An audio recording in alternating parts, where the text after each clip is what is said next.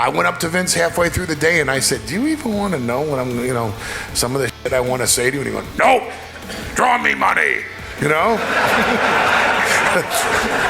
Okay, are you going to say anything back to me? No, just draw me money.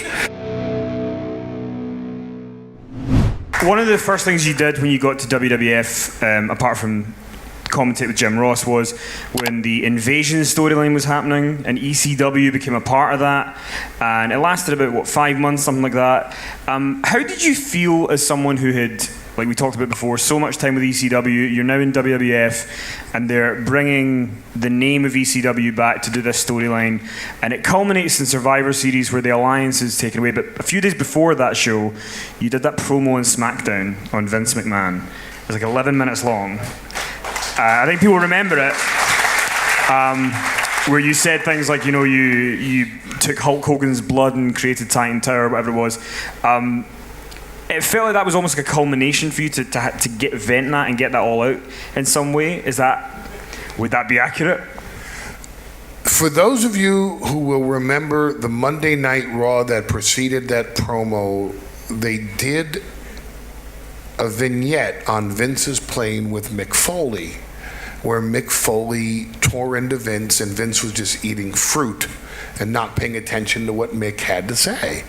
And Mick laid some pretty heavy shit on Vince, and Vince just blew it off and ignored him, in terms of, well, this is the way things are and I don't give a shit what your opinion is.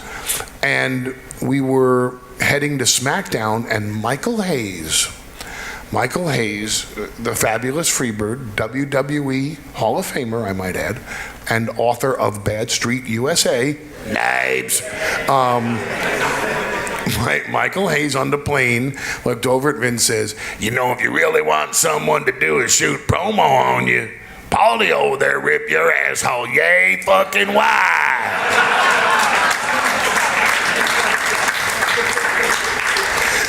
And the alliance had just been such a unmitigated disaster for all of us involved. Both, again, I was on the writing team and on camera at the time.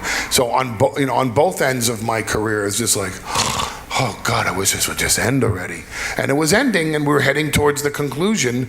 And Vince just looks, Vince is on the plane. And the funny thing was, just like with Mick Foley, he was legitimately just sitting there, eating fruit or something, just goes over and goes, want to rip me an asshole yay fucking wide? And figuratively, not literally.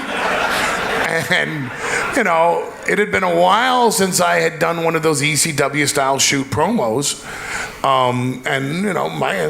Do you want me to rip you an asshole yay wide? As this guy over here found out, I'm the guy to do it.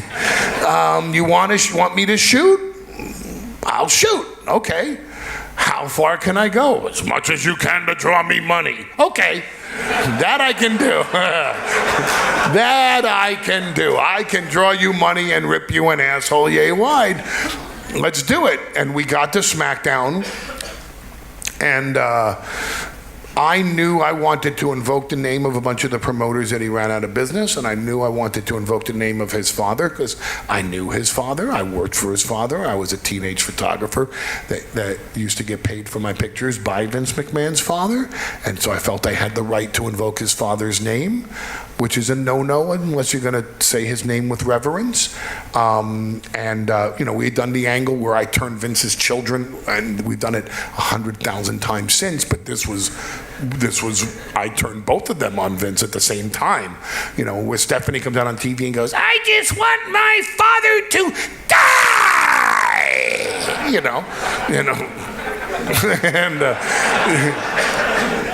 And okay, so we're going with the death of the father from at the behest of the daughter, with the endorsement of the son, and I said, okay, let's see how far I can take this. And the only thing that stuck in my head was sports entertainment versus wrestling. That if I can just get that hook in, people will really go, fucking Heyman is shooting on Vince McMahon.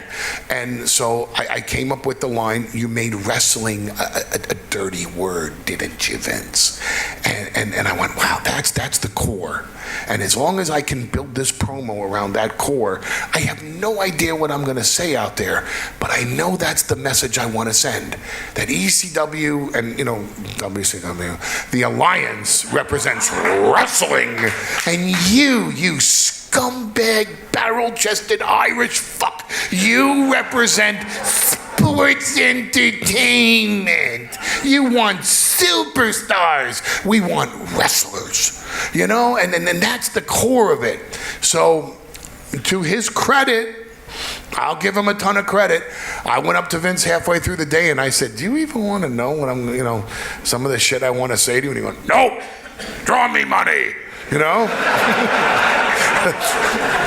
Okay, are you going to say anything back to me? No, just draw me money, And, we came up with the idea of Taz choking me out at the end, because Taz was no longer really in the ring, and he was sitting at the commentator table, and I just looked, and I just looked at him at the time as this big fat fucking butterball sitting with Michael Cole that used to be the toughest guy. Brother, I'll choke you out. I'm Taz, I'm from Brooklyn, And now he's just, and the line was, and now you've reduced him to being just a commentator and not a good one at that. And then I just told Taz, I said, you know the cue, don't you? And he goes, no. I said, oh, you'll know it when I get to you.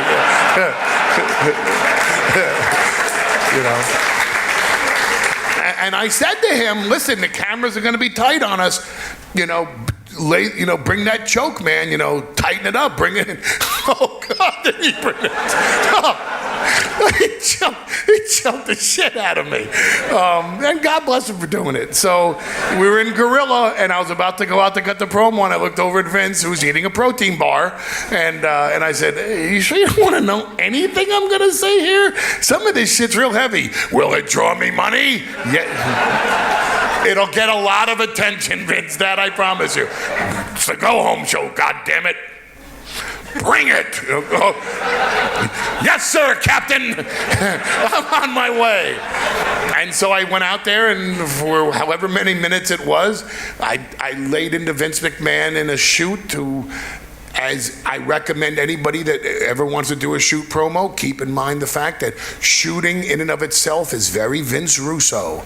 It does not work. No one here wants to just hear me shoot. I can shoot all night long, and you'll sit there and go, this is what who gives a shit. But if I can turn that shoot into storyline context and then manipulate what you're listening to into making you want to buy a ticket, to where I take that shoot and I make you say, he did make wrestling a dirty word. You know what? He did make superstars when I want to see wrestlers. He did do. Fuck him, man. I'm going to buy that pay-per-view because I want those guys to win. Now that shoot draws money.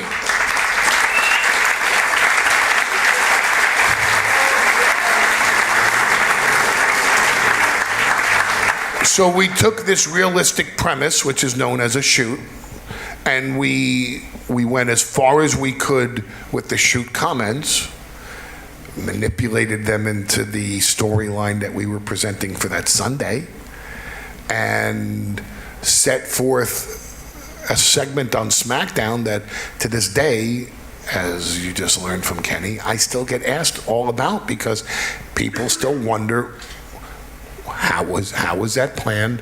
What did Vince know? How much was scripted, et cetera, et cetera, et cetera. And it still intrigues people to this day, which is the design of what they call the shoot promo. Shoot promos are not supposed to be, hey man, I know that your wife cheated on you and that your third kid ain't really your kid. And people at home go, I don't give a shit. I want to see two guys fight. But if you make that promo something that people can feel in their hearts, and it strikes their passion, the Bubba Ray Dudley always says, strike a chord, man. Strike a chord on somebody and you'll sell a ticket. You strike a chord, sell a ticket. And that's what we tried to do. And to Vince's credit, he took a ferocious promo said to his face with some shit that I don't think a lot of people have ever said to him, and he took it so that he could draw money, and he didn't share a lot of that money with me when when the buy rate came in, because in his mind he probably thought, well, you got your payday by being able to say that to me.